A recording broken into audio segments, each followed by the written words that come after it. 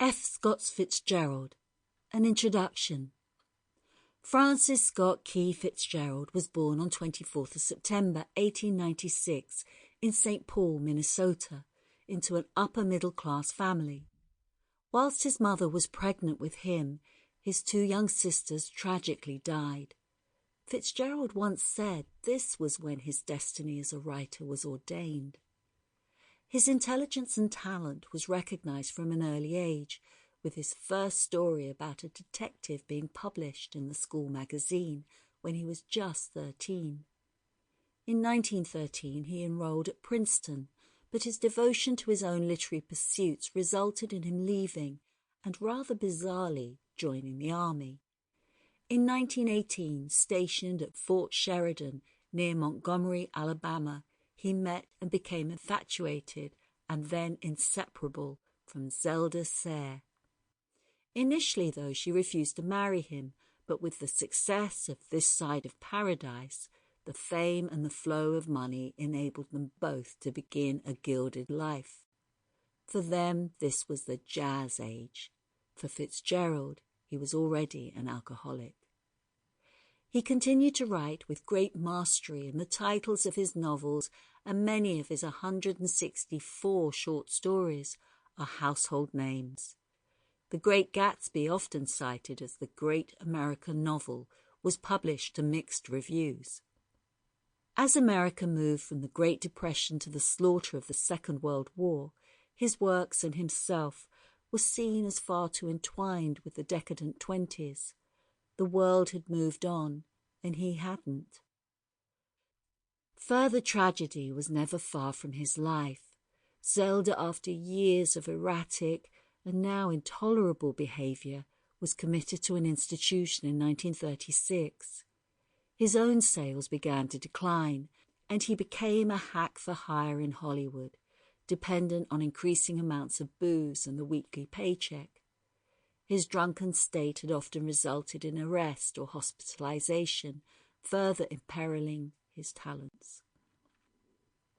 Despite his contribution to many MGM films, he received only one credit. The end came all too soon for one of America's greatest ever writers. On 21st of December 1940, at only 44 years of age in Hollywood, F. Scott Fitzgerald succumbed to a heart attack. Bernice Bobs Her Hair by F. Scott Fitzgerald. 1. After dark on Saturday night, one could stand on the first tee of the golf course and see the country club windows as a yellow expanse over a very black and wavy ocean.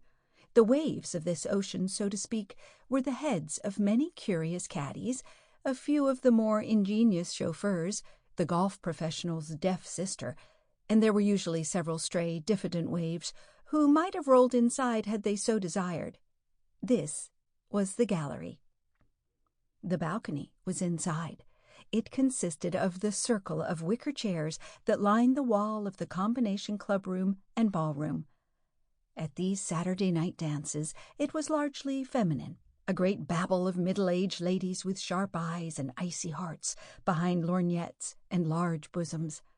The main function of the balcony was critical. It occasionally showed grudging admiration, but never approval, for it is well known among ladies over 35 that when the younger set dance in the summertime, it is with the very worst intentions in the world, and if they are not bombarded with stony eyes, stray couples will dance weird, barbaric interludes in the corners, and the more popular, more dangerous girls will sometimes be kissed in the parked limousines of unsuspecting dowagers. But, after all, this critical circle is not close enough to the stage to see the actors' faces and catch the subtler byplay. It can only frown and lean, ask questions, and make satisfactory deductions from its set of postulates, such as the one which states that every young man with a large income leads the life of a hunted partridge. It never really appreciates the drama of the shifting, semi-cruel world of adolescence. No, boxes, orchestra circle, principals, and chorus be represented by the medley of faces and voices Sample complete. Ready to continue?